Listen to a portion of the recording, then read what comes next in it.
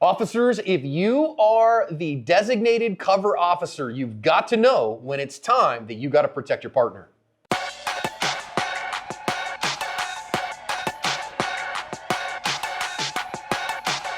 Hi everyone, welcome to today's badge cam lesson here at Active Self-Protection, where every day we post a real life use of force caught on camera so that your training and practice can be more research informed. I am your host, court-admitted expert, John Correa. I'm your co-host, Mike Williver. Today's video comes to us from Glen Burnie, Maryland. Palm pepper spray is next generation OC spray. It's hot at 1.4% major capsaicinoids, and its modular design means you can customize it exactly to you. 3 different setups, lots of different color combinations. You can make it exactly as you like. And the flip top safety prevents accidental discharges. It's 10 to 12 foot range and 25 half-second blasts. Make sure that you can keep that long range eye poke at long range. I trust Palm OC and I recommend it for everyone for self-defense. Officers are here at this home because they've gotten multiple 911 calls. The woman who lives inside the home said that her brother, who also lives inside the home, has threatened her with a knife, tried to cut her with a knife when she went outside, or she tried to go into the garage to see where her mom was. And so then he chased her out of the house and threatened her with a knife. She also said her mom's car was home, purse was at home, phone was at home, but she did not hear from mom that day, and there was blood all over the house when she came home. So she called 911. My brother has chased me out of the house with a knife in his hand, has threatened me with the knife, and my mom is in the house and I think she might be badly hurt. And so officers have responded to that. They're going to make contact and announce themselves. Let's listen in on the badge cams and see what happens from here. As far as it goes. Make yourself known, police. County police, DJ, come out. Show me your hands up, keep your hands up. Drop the knife. Drop the knife. Drop that knife. Put the knife down or I'll shoot you the beanbag. Drop it. Drop it. Beanbag. Beanbag. Drop it. Drop the knife. Drop the knife. Drop it. We lost him. I can't see him. Behind the door. Behind the door. Drop the knife. I will get you again. Go in there. Open that door. Open that door. Take the door. Drop the knife. Taser, guys. Come on. Yeah. Come on. Drop it! Drop it! I'm gonna tase you! Drop the knife! I'm gonna tase you! Drop the knife! Drop the knife! Taser! Hit him again!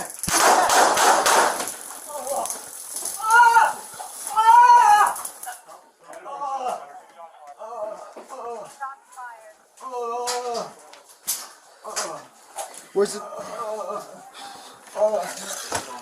I got the knife. You got the knife? I got the knife. I got the taser. I got. Fire.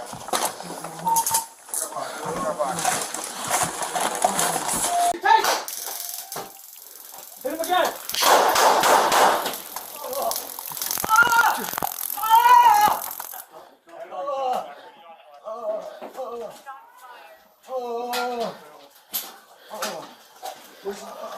One officer fired his pistol. He fired 4 shots and got 3 hits. Those hits did prove fatal. They tried their best to render first aid to this guy. It was ineffectual. When they went out to the garage, unfortunately, they found his mother deceased from multiple stab wounds that he had given her in that moment. The woman and her child, who had called 911, who also lived in the house, were not harmed in this one. Unfortunate outcomes. You know, Mike, I think you spend enough time out there chasing bad guys that you realize this stuff goes down quick, man. Yeah, it happens just that fast. You got to be ready. This is why your training is so critically important.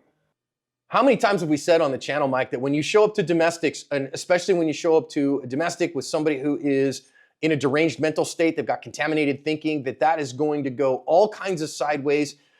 And these are the most dangerous calls you face as a police officer. Yeah, I mean, some people kind of think, I think some people hear us say this over and over again about DV being, on average, the most dangerous type of call the police can respond to, but it's a fact. We've seen it time and again. We just did another one where somebody got killed in their own home by a family member, and this is no exception. Just for people who don't understand how this works, there's exemptions to the Fourth Amendment, right? The Fourth Amendment is the The government cannot unreasonably search you or your home or your vehicle or seize things without a warrant. This is an exception because they've been given the information that A, there's blood inside the house, B, they haven't heard from mom, C, he chased her out of the house with a knife. That's way more. That's excessive probable cause to believe there's crime afoot inside and serious crime. So they've got to hurry up and get in there because there could be, so as it turns out, somebody was already deceased, but they don't know that yet. They have no idea the condition of mom or what's going on. So they have every right to make an exception to the Fourth Amendment and make entry. I would prefer that every officer, at least a supervisor, have a battering ram, a handheld battering ram in their vehicle at all times. They're not expensive, and they work a lot better than whatever this tool is he's using. It took way too long. A battering ram would have been through that door probably in 2 or 3 hits.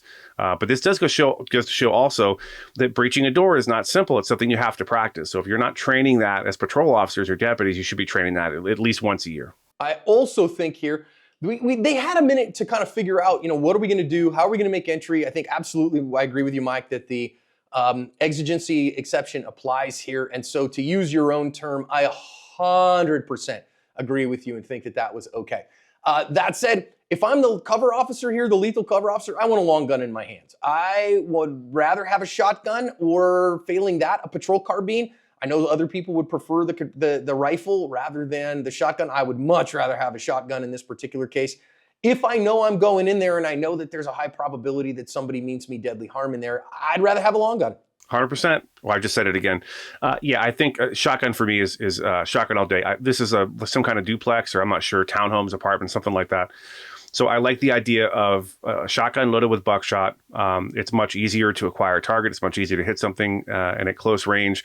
A buckshot or a slug for that matter from a shotgun is absolutely devastating. It's a fight stopper. The average number of rounds needed from a law enforcement shotgun to end a gunfight, last time the FBI put out stats, was one round. So I'm team shotgun all day.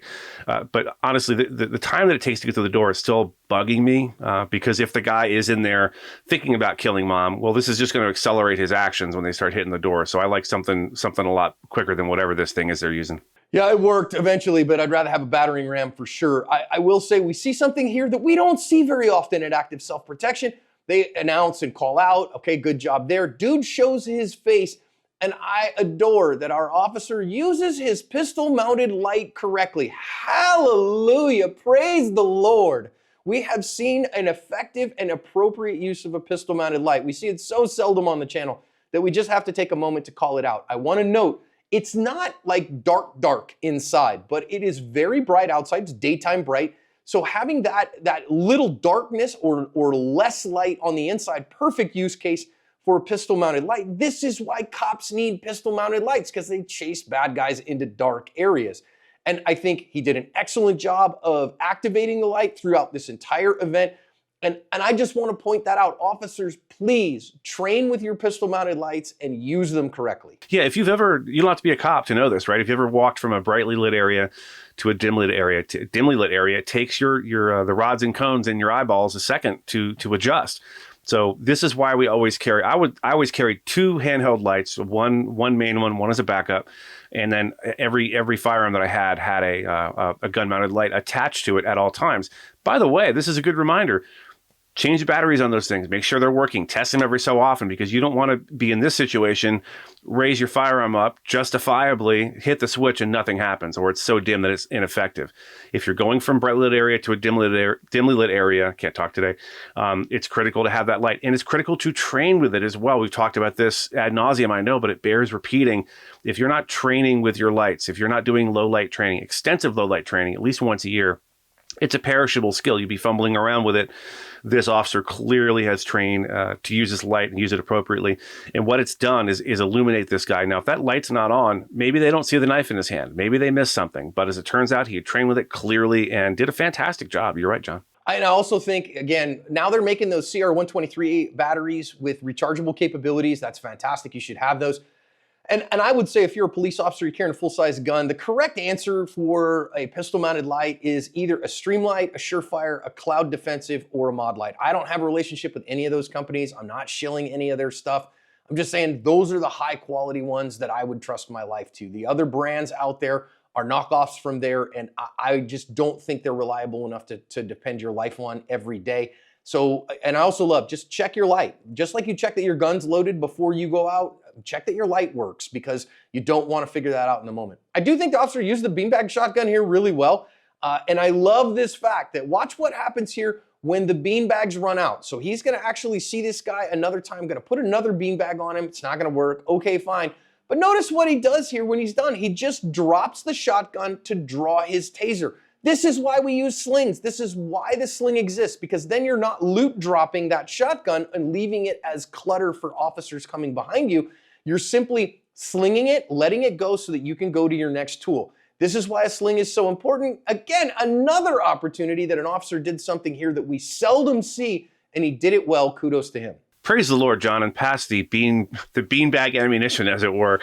Yeah, fantastic job. And again, this is another thing you got to train, by the way. We're talking about training points. Using a sling, you can just drop it, but there's times when you're carrying either a beanbag shotgun, or it could be a real shotgun, or AR, or whatever it is you're carrying. Practicing how to get that firearm away from you safely without muzzling anyone.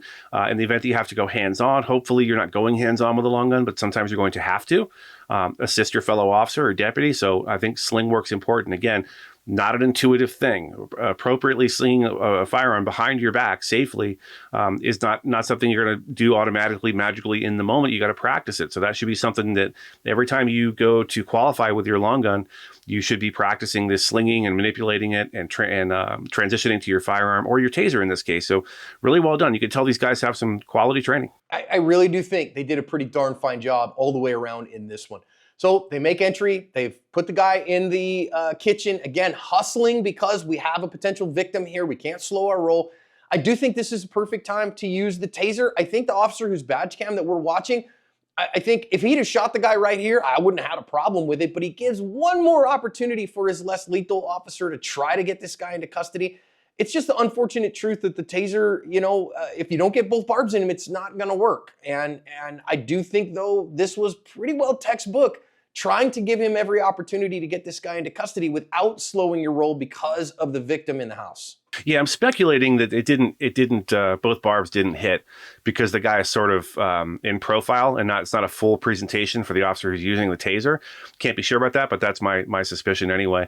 And the bravery of this officer with a taser is really impressive. The time it would take for this guy to get from where he is to that officer holding the taser and plunge a knife into his chest is about a second. It's not even a full second. He could do it really, really quickly.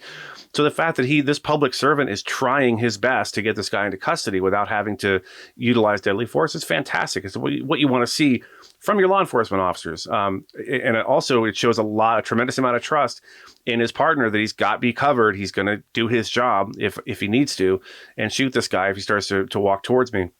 I know some people are going to probably dispute that it was necessary to shoot him. I would absolutely disagree with that because, as I said, it takes just a second. He's now advancing. It's time to shoot him, unfortunately. That's just how it is. It's absolutely time to shoot him. They did the absolute right thing shooting this guy. He was advancing on our dude, and there's no way around that. There's zero opportunity for anybody else to do any kind of de-escalation here. He needed to be shot. This was justified conduct. So I'm just going to say at the end of all things, these officers did an excellent job. Good job getting in there. Good job of handling their business. Yeah, I don't want to say one more thing, John. We're talking about spiritual fitness here for a moment. If you have a chance, go over and check out the Active Self-Protection podcast. It's every week. It comes out Friday morning at 7 a.m. Arizona time. So what it's at 9 a.m. East Coast. We talk a lot about spiritual fitness. We talk to people who've been in defensive encounters, some of them cops, some of them not cops. And what they talk about constantly is the fight after the fight. In fact, our most recent episode is just about that. And in this case, these officers have just seen a dead person, a dead woman who was brutally murdered by her own son, stabbed to death in their house, and they just watched this guy bleed out on the floor. That's a lot of mental and emotional baggage to carry around.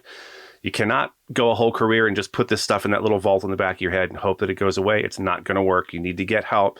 You need to talk to a department psychologist or talk to a fellow officer, do something, because this sort of thing will stay with you. So at the end of the day, these officers did a very difficult job.